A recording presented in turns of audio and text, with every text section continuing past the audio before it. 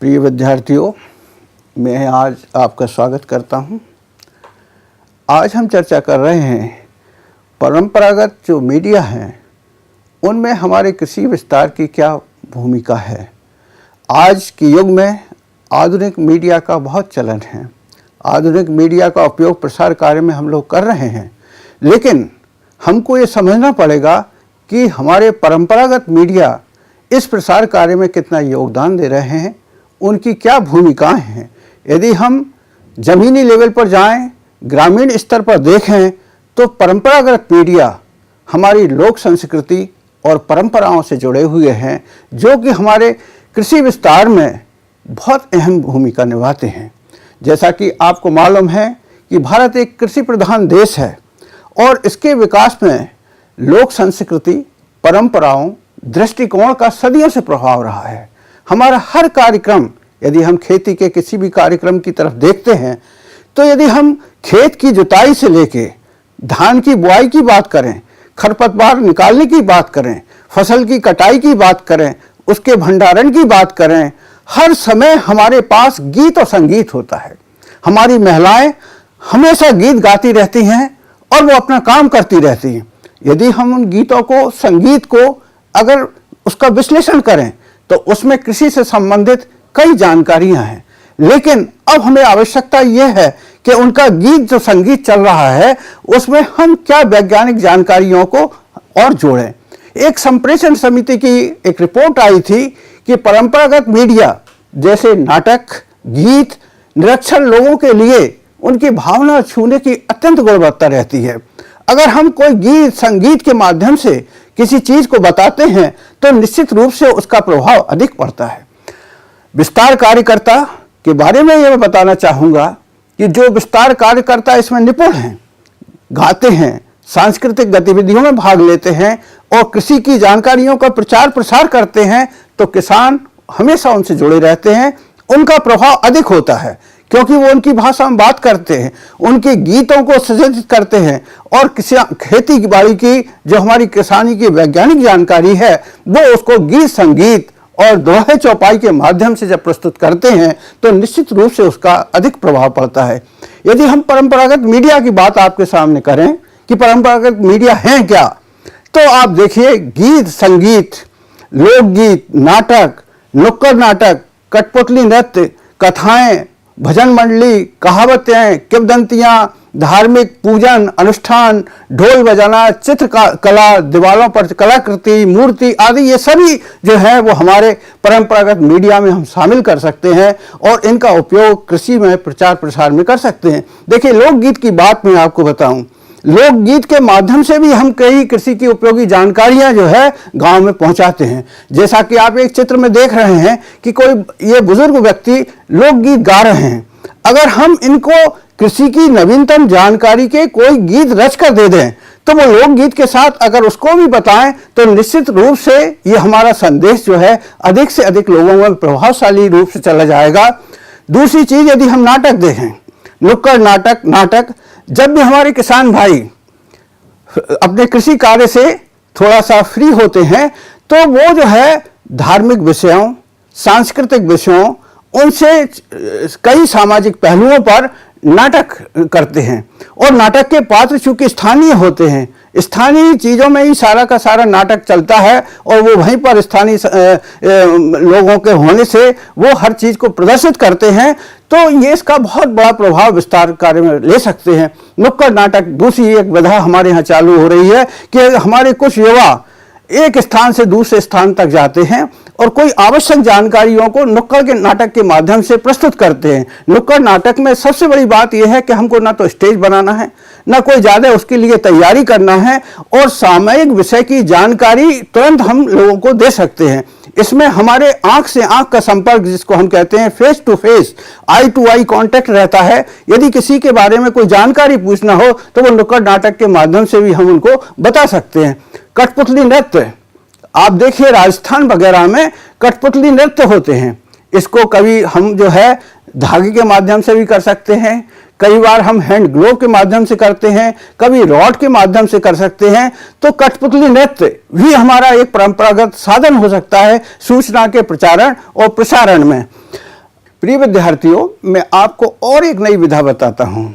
यदि आप गांव में जाते हो तो आपने देखा होगा कि यदि हमको कोई सूचना देना है गांव में, तो ढोल बजाकर हमारा एक व्यक्ति रहता है जो मतलब जाता है और ढोल बजाकर सारी की सारी जानकारी जो है गांव में प्रचारित करता रहता है। तो ढोल बजाना भी एक परंपरागत हमारा एक मीडिया है।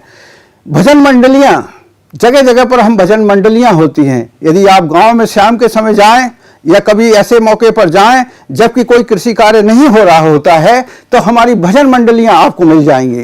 वो भजन गाते हैं धार्मिक, ये बात सही है, लेकिन उस भजन मंडली का उपयोग हम विस्तार कार्य में ऐसे कुछ भजनों को सृजित करें, ऐसे कुछ भजनों को बनाएं जिसके माध्यम से हमारी कृषि की नवीनतम जानकारी किसानों तक फैल सके।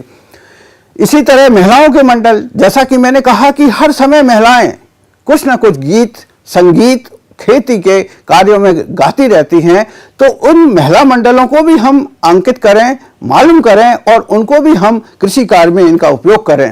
अगले यदि आप देखें तो कथाएं, हमारे यहाँ पर जाएं तो कई प्रकार की कथाएं होती हैं, धार्मिक कथाएं होती हैं।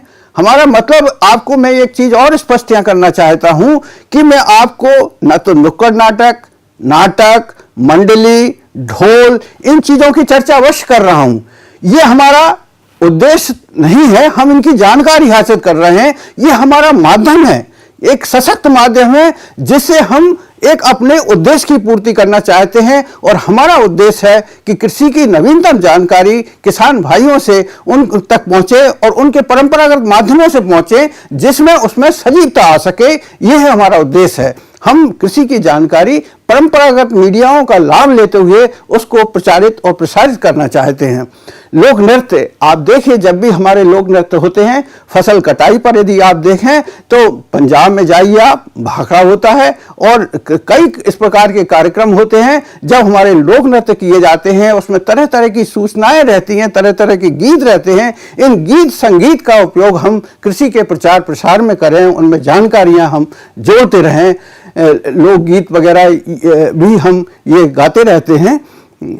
इसके बाद मुहावरे और लोकोक्तियाँ, यदि आप मुहावरे और लोकोक्तियों की बात करें तो आप जानते होंगे एक घाघ के दोहे चौपाई आते हैं। घाघ एक बहुत पुराने अनुभवी कृषक रहे हैं और उन्होंने कई ऐसे दोहे कृषि पर निर्मित किए हैं। जैसे मैं आपको उदाहरण दूं कि खेत में यदि खाद दो तो खेत है, नहीं तो वो माटी रेत है।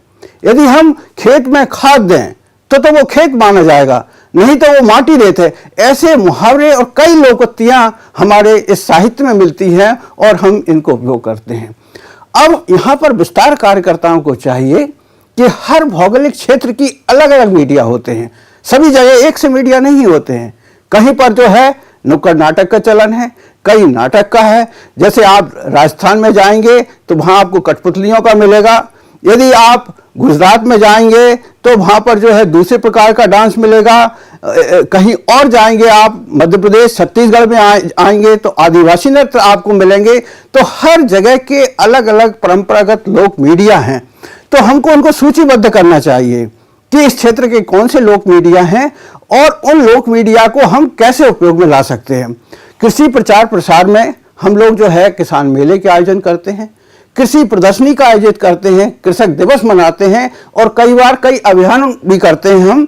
लेकिन हम इन मीडिया को, जो परंपरागत मीडिया हैं, उनको भी इन कार्यक्रमों में उनका समावेश होना चाहिए। जैसे हम मान लीजिए कृषक दिवस कर रहे हैं या प्रदर्शनी हमने आयोजित की है, तो हो सकता है कि हम एक नाटक का भी वहाँ आयोजन कर दें, एक भजन मंडली को भी बुलवा लें, एक लोकगीत वाले को भी बुलवा लें। और ये जो है उसके जो लोकगीत या जो भी विषय वस्तु हो वो कृषि पर आधारित हो, कृषि के ज्ञान पर आधारित हो, परंपरागत।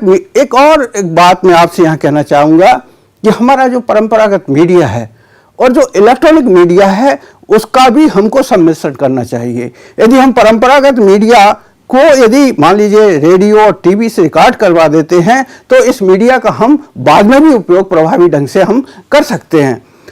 अब परंपरागत मीडिया का अर्थ मैं आपको यहाँ बताना चाहूँगा।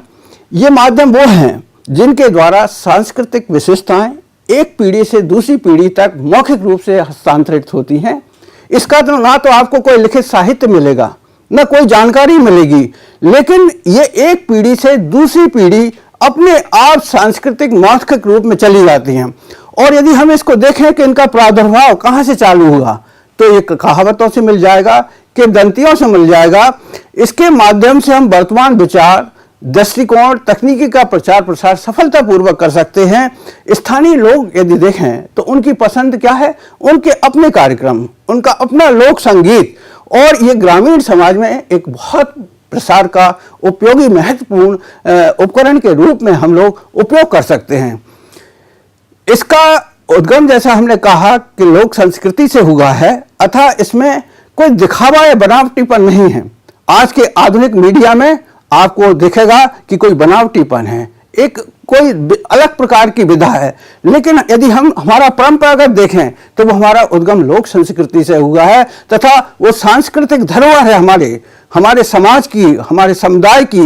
वो एक सांस्कृतिक धरोहर है जिसको हम एक पीढ़ी से दूसरी पीढ़ी तक पहुंचाते रहते हैं। किसी विशेष समाज की सांस्कृतिक, धार्मिक, भावनात्मक अभिव्यक्ति का ये सबसे सशक्त माध्यम है, जो प्रसारण में, जो प्रसार कार्य है उसमें अहम भूमिका निभाता है। दूसरी बात मैं आपसे यहाँ कहना चाहूँ, ये कम लागत एवं स्थानीय लोगों के साथ विषयों पर अधिक प्रभावशाली होता है। इसमें क्या है, हमको लागत कम लगती है, स्थानीय लोग उसमें हिस्सा लेते हैं, और अधिक से अधिक लोग चूंकि जुड़ाव उसमें होता है तो वो अधिक प्रभावशाली भी होते हैं। लोक कला एवं सब व्यक्ति का सबसे माध्यम है। लोक कला यदि हम इसका क्षेत्र देखें तो यहाँ पर हर व्यक्ति अपने आप जो है अपनी कला को प्रदर्शित करता है। वो नाटक कर सकता है, वो कविता कर सकता है, वो स्वयं अभिव्यक्ति का सबसे सशक्त माध्यम है। इसमें स्वयं व्यक्ति अपनी जो भी अभिव्यक्ति है, जो वो सोचता है, उसको वो बता सकता है। और प्रसार कार्य में स्वयं की अभिव्यक्ति, चाहे वो नाटक के माध्यम से हो, चाहे वो गीत के माध्यम से हो, उसको एक मौका मिलता है, और इस मौके का हम उपयोग हमारे प्रचार प्रसार कार्य में कर सकते हैं। मनोरंजन, नाटकीयता, गायन के साथ मनुष्य अपने नैतिक मूल्यों का विकास करता है, परंपरा और सांस्कृतिक का जीवंत प्रचार प्रसार करता है। कृषि, प्रौद्योगिकी और प्रसार विसरण में इसकी अत्यंत महत्वपूर्ण है, क्योंकि संवाद, गीत और इन आदि का सम्मिश्रण होता है। इसका उपयोग नैतिक, धार्मिक, ग्रामीण समाज के विकास के लिए हम हमेशा करते रहते हैं।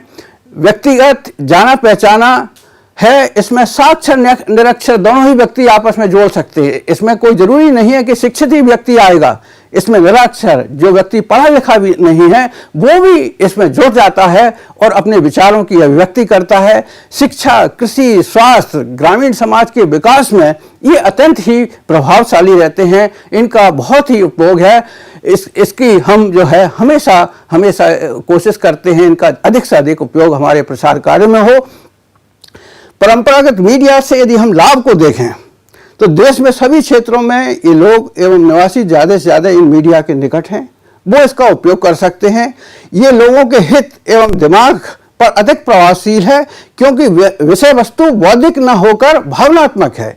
इसमें सबसे इंपॉर्टेंट चीज है कि हम परंपरागत मीडिया में भावनात्मक पहलू को छू रहे हैं। इसमें हम जो है कोई ऐसी बात नहीं कर रहे हैं कि विषय वस्तु बहुत ज़्यादा बौद्धिक है, क्लिष्ट है, लेकिन इसमें भावनात्मक रूप से हम एक दूसरे को जोड़ रहे हैं।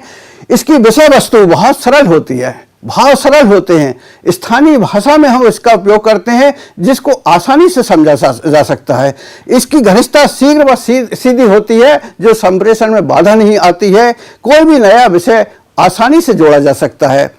इसमें क्या है, सभी आयु, लिंग, चाहे स्त्री हो, पुरुष हो, युवा लोग हों, इसका आनंद उठाते हैं। जैसा कि मैंने आपसे कहा कि कम लागत लगती है, इसमें अधिक खर्च नहीं लगता है।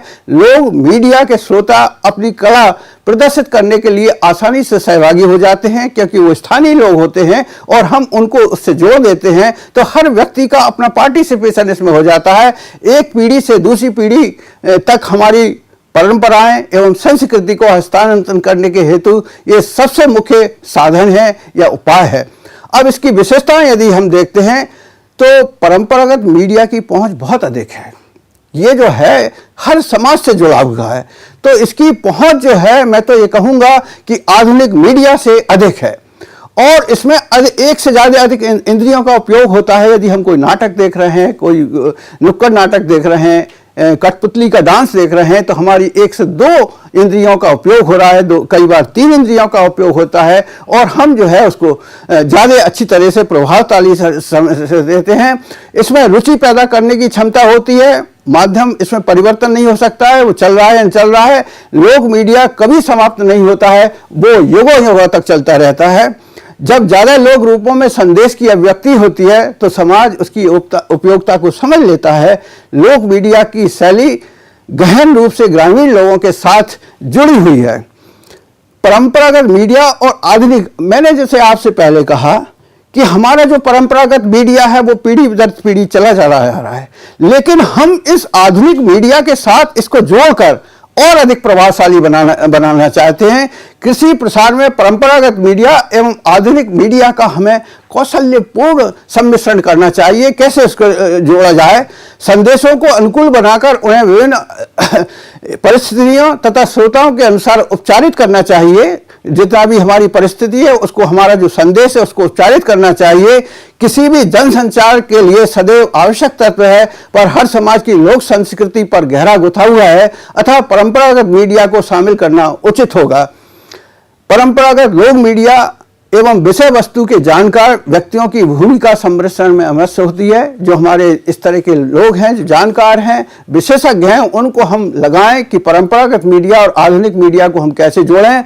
परंपरागत लोक मीडिया को तैयार करते समय गीत, संगीत, नाटक, कठपुतली आदि का प्रसारण रेडियो व दूरदर्शन से भी प्रभावी ढंग से किया जा सकता है। तो इसको इस प्रकार से हम जोड़ें कि हमारा संदेश परंपरागत मीडिया और आधुनिक मीडिया का इस प्रकार से हम सम्मिश्रण कर दें कि वो अधिक प्रभावशाली हो, अधिक से अधिक लोगों को हम जोड़ सकें और हमारे कृषि विकास और सामाजिक विकास में इनका अहम रोल, भूमिका को हम सुनिश्चित कर पाएं। थैंक यू, धन्यवाद आप सभी को।